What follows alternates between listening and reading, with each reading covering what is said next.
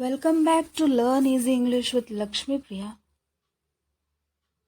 Today we'll be discussing conjunction. Conjunction is an important part of speech and conjunction is a joining word. Some conjunction words are and, but, because, or, so, for, as, if, nor, etc. As I've said, conjunction is a joining word. Let's see what it joins. It joins two words. Example, Ram and Shyam are old friends. Here the conjunction and joins the words Ram and Shyam. It also joins two phrases. Example, she might have left the book on the table or in the bookshelf. Here the conjunction or joins the two phrases on the table and in the bookshelf. What is a phrase? A phrase is a group of words without a verb or a subject. You can see in this phrase on the table and in the bookshelf that there is no verb nor a subject. Here the subject is she. Thirdly, it also joins two clauses. See these clauses. The teacher scolded her. She came late in the class. The teacher scolded her because she came late in the class. Here the conjunction because joins the two clauses. The teacher scolded her and she came late in the class.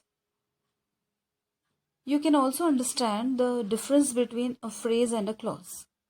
As I've said, clause is a group of word with a verb and a subject, whereas a phrase is a group of word without a verb or a subject. There is no verb or subject in the phrase, while there is a single verb and a single subject in the clause.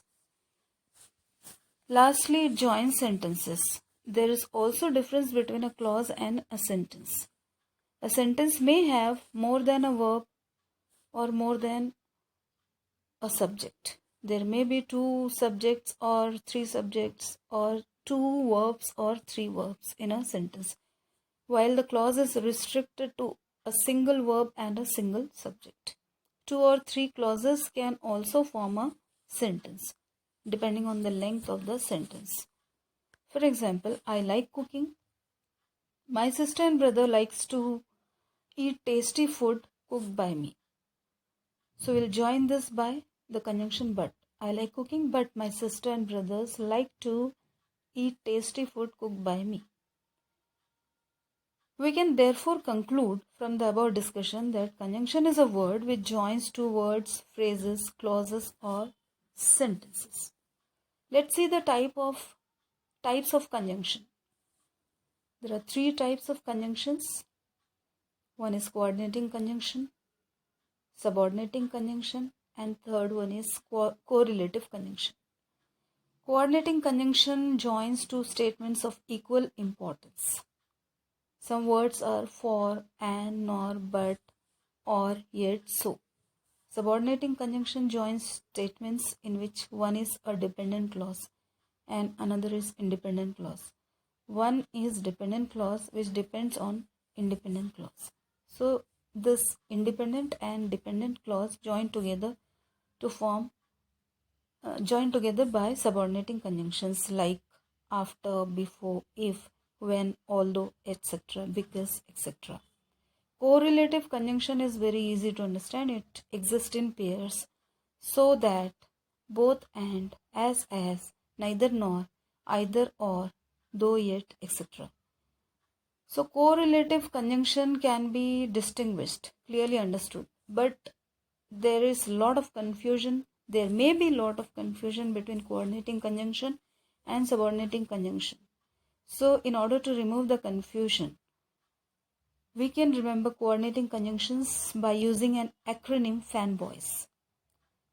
FANBOYS acronym means miniature form. So we can remember coordinating conjunction by using this acronym FANBOYS.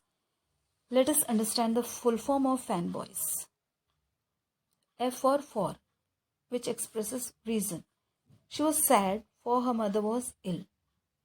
What was the reason of her sadness?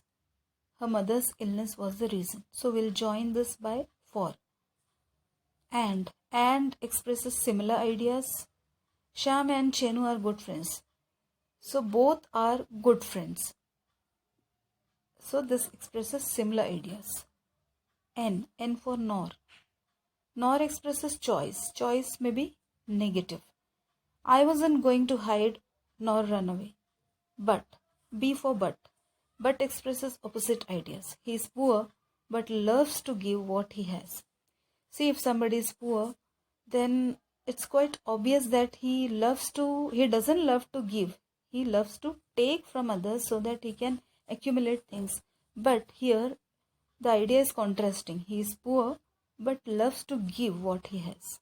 So we use but for opposite ideas. Or shows choice. Like nor, or also shows choice, but the choice may be positive or negative. He may go to market. There's no need of either also. He may go to market. There are two choices. He may go to market or come to your house. So he may choose the one out of the two choices by using or as a conjunction. Why? Yet. Yet shows contrast in the sentences. She is intelligent, yet she failed her exam. If somebody is intelligent, if some girl is intelligent, she is expected to score well in the exams. Instead of that, here the first part of the sentence is in contrast with the second part. So we use yet. She is intelligent, yet she failed her examinations. So, S for so tells the result, the conclusion, the result of some reason. She was ill, so she was absent. Absence is the result of her illness. So I hope you have understood my explanation and liked my explanation.